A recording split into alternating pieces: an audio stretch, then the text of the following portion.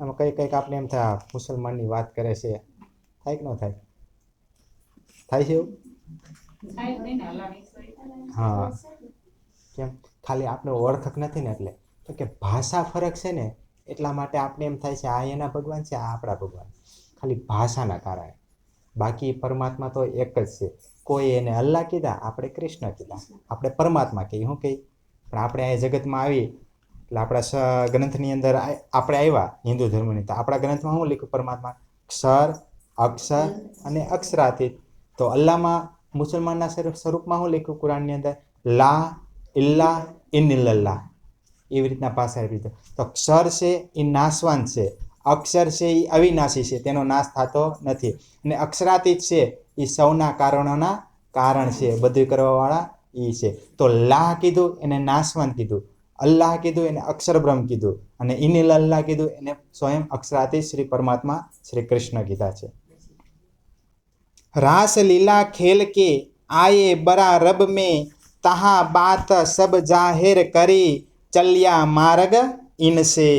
વ્રજ લીલા તથા રાસલીલા કર્યા બાદ જે તનમાં અક્ષરની આત્મ અને ધણીજીનો જોશ હતા, તે આત્મા અને જોશ મુસ્તકફા બેગમના તનમાં બેસી શરિયત લાગુ કરાવી.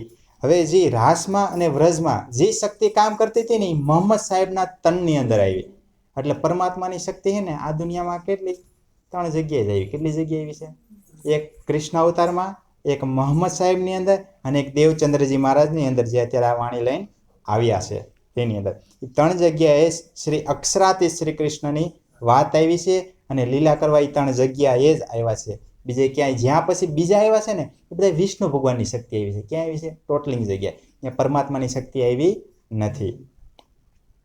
એટલે એમ કે છે કે આત્મા અને જોશ મુસ્તફા બેગમના તનમાં બેસી શરિયત લાગુ કરાવી. હવે શરિયત લાગુ કરાવી એટલે બધાને સમજાયું, એક વ્યક્તિને કરી કે ભાઈ તમે હે ને આ કર્મકાંડ વાળું છોડી ગયો અને એક પરમાત્મા તરફ દોડો તમે, તો તમારી આત્મા જાગૃત થશે. એ રીતનું શરિયતનું લાગુ કરાવ્યું.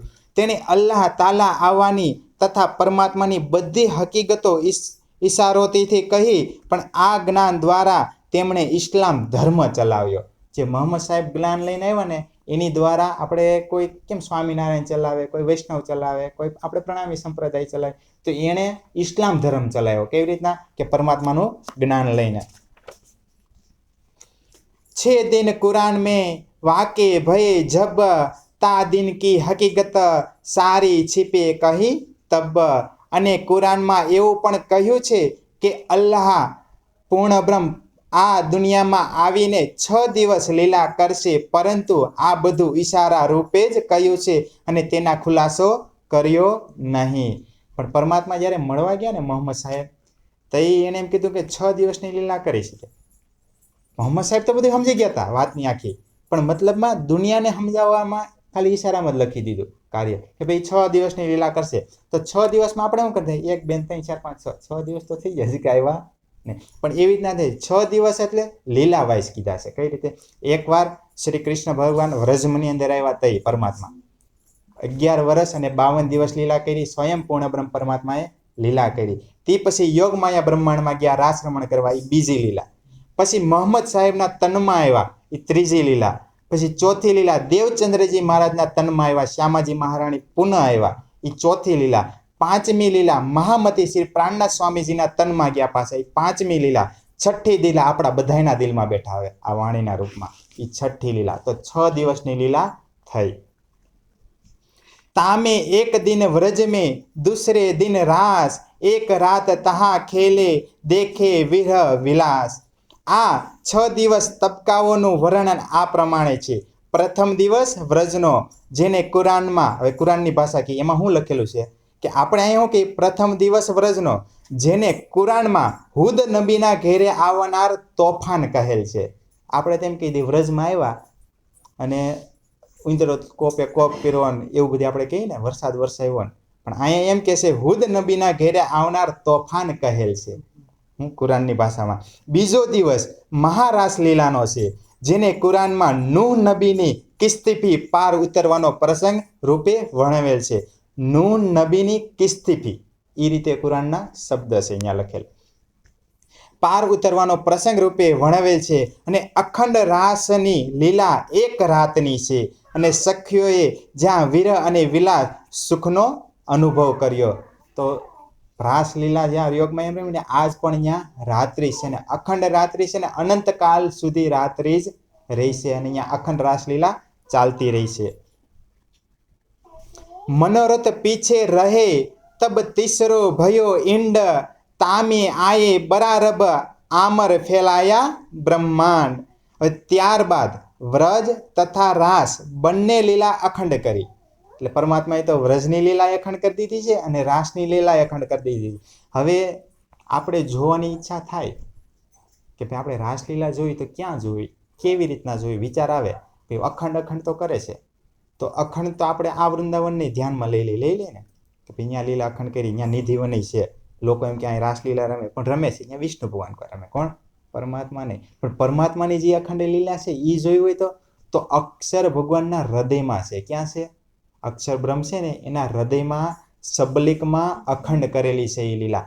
તો હૃદય ક્યાં છે? આપણું અહીંયા હૃદય છે. તો આપણું મન મસ્તિષ્ક જ્યારે હૃદયમાં લઈ જાય ને એક તાર બાંધીને, ત્યારે એ પ્રેમની લીલા જે અખંડ કરે છે ને એ દેખાય. ત્યાં સુધી દેખાય નહીં આપણે પ્રેમ દ્વારા.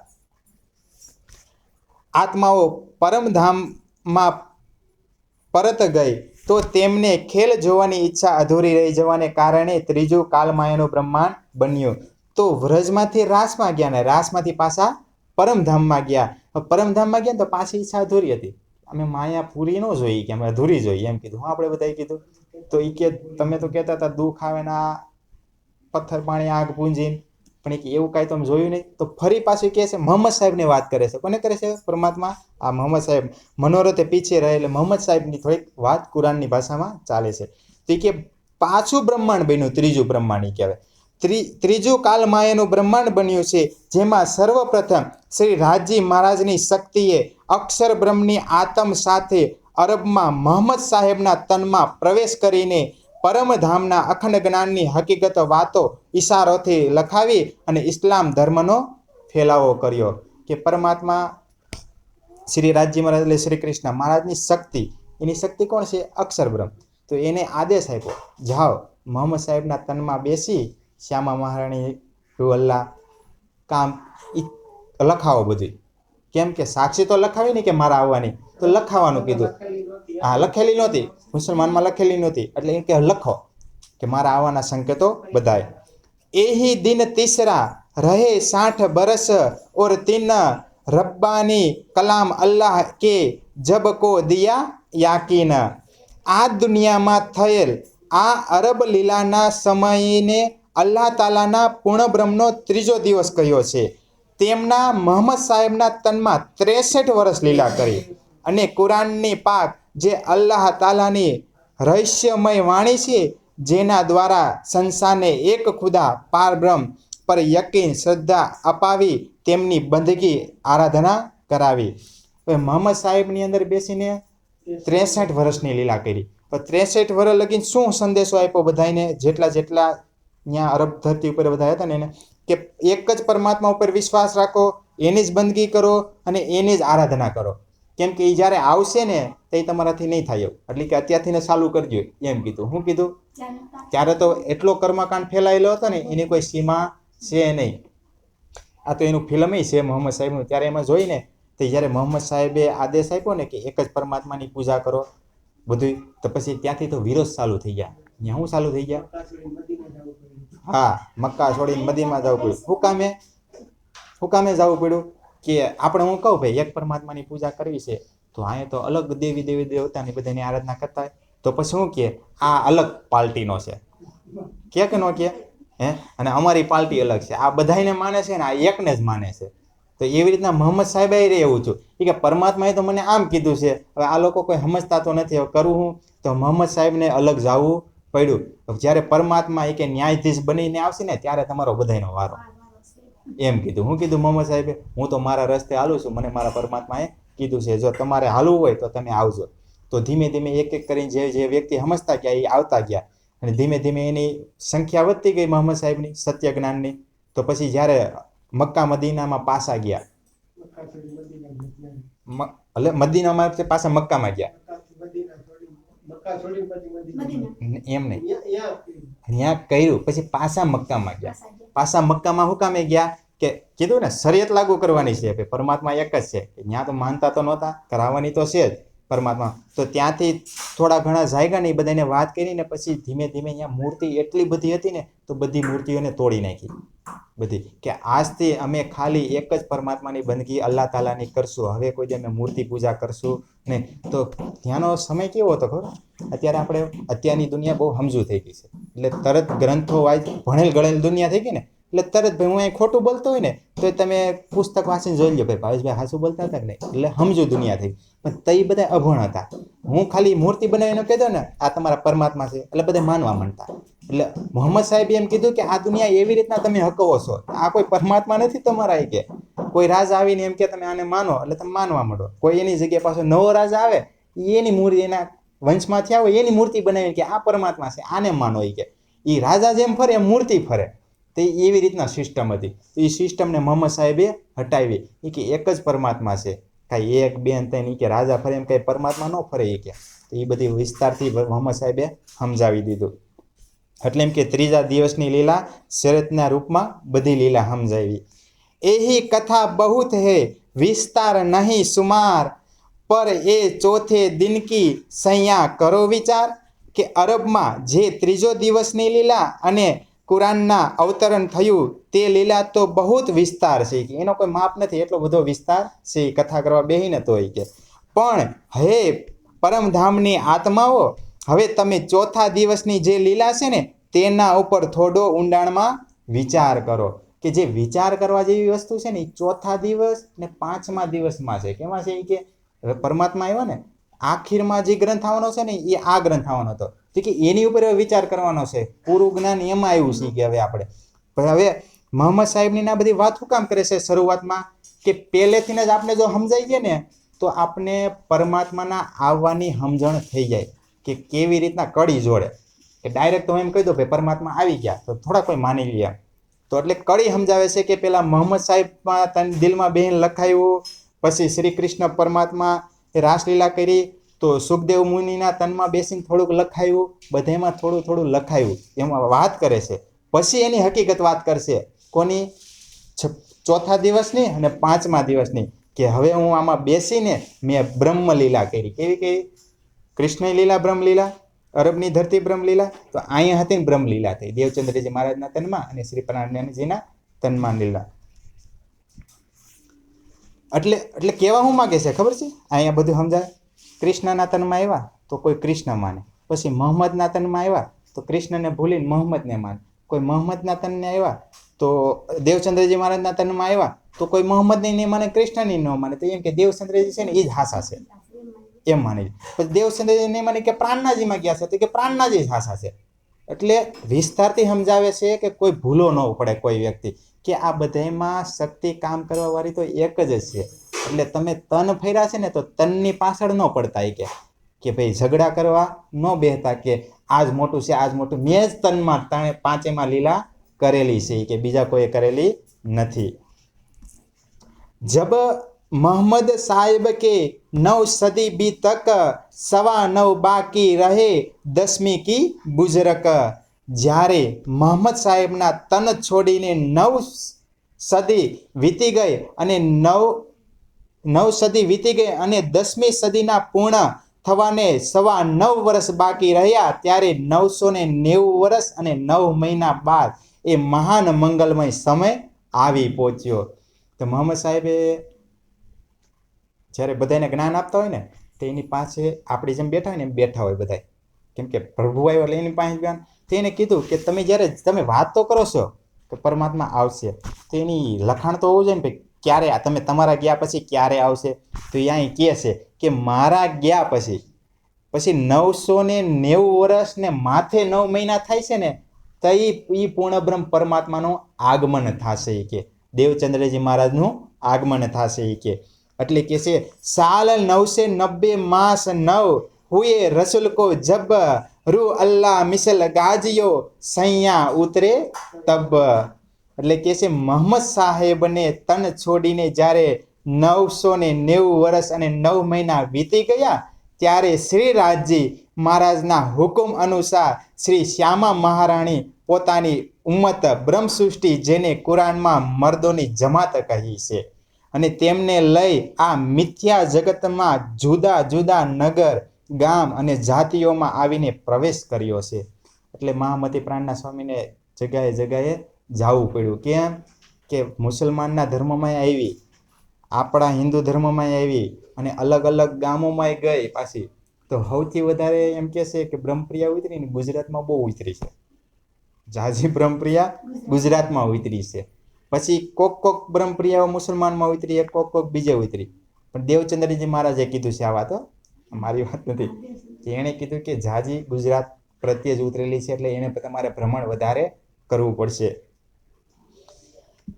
એટલે પછી અહીં એક નોંધ લખી છે કે કુરાન મોહમ્મદ સાહેબે કહ્યું છે કુરાનમાં કે મારા ગયા પછી 1000 વર્ષ ઈચ્છા રૂહ અલ્લાહ અર્થાત અલ્લાહની ખાસ રૂહ આત્મા આવશે. અને હે સાથજી, અલ્લાહની આ ખાસ રૂહ એ જ પારબ્રહ્મ અક્ષરાતીતના આનંદ સ્વરૂપના શ્રી શ્યામા મહારાણી જેમનું પ્રાગટ્ય સંવંત 1638માં દેવચંદ્રજીના તનમાં થયું છે. અહીંયા એટલે નિશાની આપી દીધી કે તારીખ 1638માં એનું આગમન થઈ ગયું છે. એટલે કે સંવંત 1638 આસો સુદ 14ના રોજ શ્રી દેવચંદ્રજીનો જન્મ મારવાડમાં થયો અને તેમના તનમાં શ્રી શ્યામા મહારાણીનું પ્રગટન થયું. તો ક્યાં થયું? મારવાડ પ્રદેશમાં થયું. અને ઉમરકોટ ગામ, પિતાનું નામ મત્તુ પૈતા અને માતાજીનું નામ કુંવરબાઈ અને એના પુત્રનું નામ શ્રી દેવચંદ્રજી અને દેવચંદ્રજીના તનમાં શ્રી શ્યામા મહારાણી બિરાજમાન થયા. તો એ રીતની આખી લીલા છે. હવે તો અહીંયા સ્વયં લાલદાસજી મહારાજ વાત કરે છે. લાલદાસજી મહારાજે પહેલેથી જ વાત કરતા હતા. લાલદાસજી મહારાજ શું કહેતા? આ લખ્યું છે કોણે? એ નથી કહું, લાલદાસજી મહારાજે વિતક લખ્યું છે. તો મહામતીની શોભા 3 વ્યક્તિને મળી. કેટલી વ્યક્તિને મળી? મહામતીની શોભા એમનું ન મળે. 5 શક્તિ જ્યારે તનની અંદર બિરાજમાન થાય ને ત્યારે મહામતીની શોભા મળે. તો આ જ લગીન જેટલા બ્રહ્માંડ બન્યા ને એમાં કોઈને મહામતીની શોભા નથી મળી. ફક્ત દેવચંદ્રજી મહારાજ, પ્રાણનાથજી મહારાજ અને લાલદાસજી મહારાજ, ખાલી એને 3ને જ મહામતીની શોભા મળી છે કે પૂરું જ્ઞાન એની પાસે જ હતું, બીજા જગતમાં કોઈ પાસે હતું નહીં. એટલે કે છે મારવાડ પ્રદેશના અક્ષરાતીત પારબ્રહ્મના આનંદ સ્વરૂપા શ્રી શ્યામાજીનું શ્રી દેવચંદ્રજીના તનમાં અવતરણ પોતાને ઘેરે થવાથી બંને દંપતિ તથા સગા સંબંધીઓ અતિ આનંદમાં ઝૂમી ઉઠ્યા. આ સમસ્ત બ્રહ્માંડ તથા તેના માલિક ત્રિદેવા બ્રહ્મા, વિષ્ણુ અને મહેશ પણ શ્રી શ્યામાજીના અદ્ભુત પૂર્વ આગમનથી વધાઈને પાત્ર અર્થાત ધન્ય બની ગયા.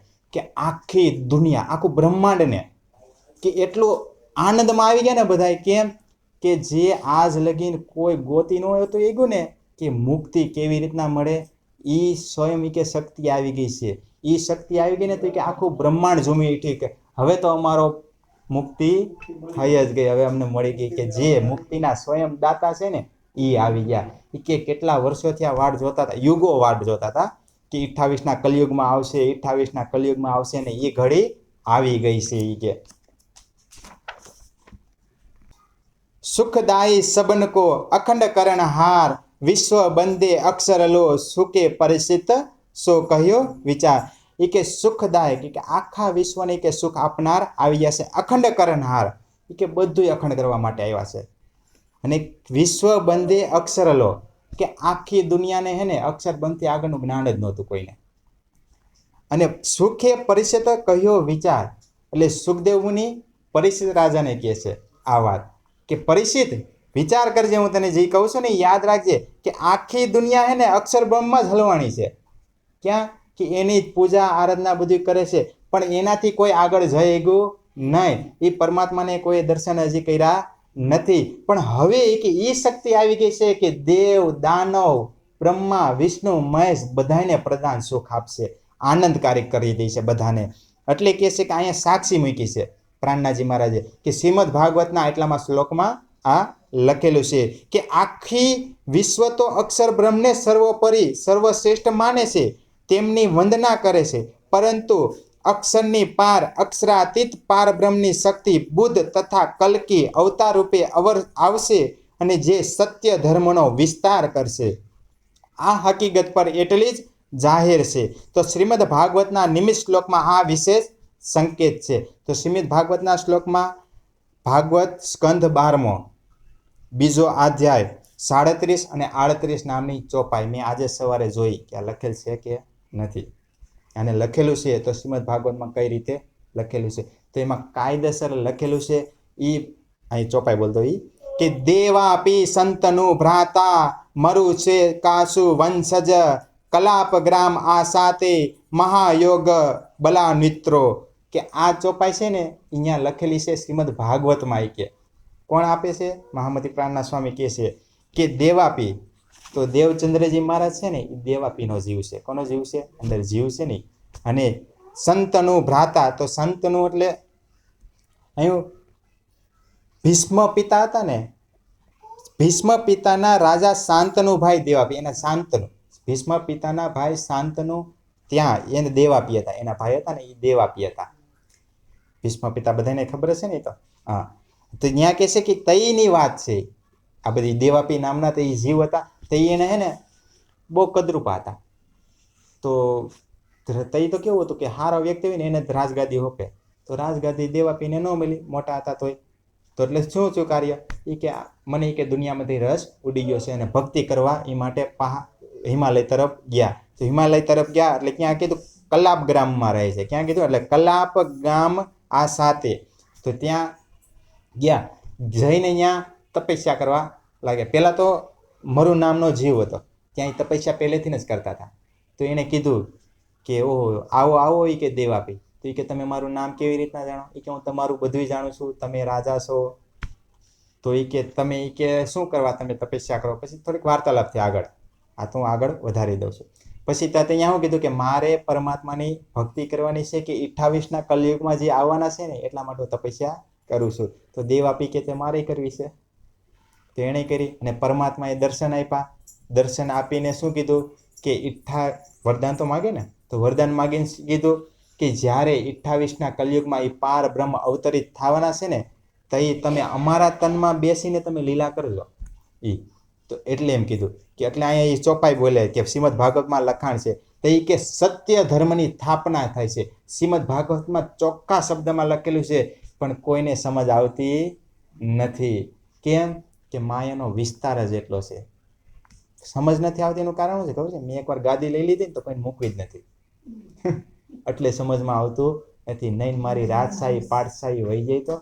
કેમ કે આ વાણી આવે ને એમ કીધું છે મોટા મોટા પહાડે ઉડાડે. પહાડનો મતલબ કે મોટા મોટા ગાદીપતિ હોય ને એને હેઠા પછાડી જાય. આ વાણી એવી છે. કેમ કે આ વાણીમાં ખાલી પ્રેમની જ વાત કરી છે. કેની કરી છે?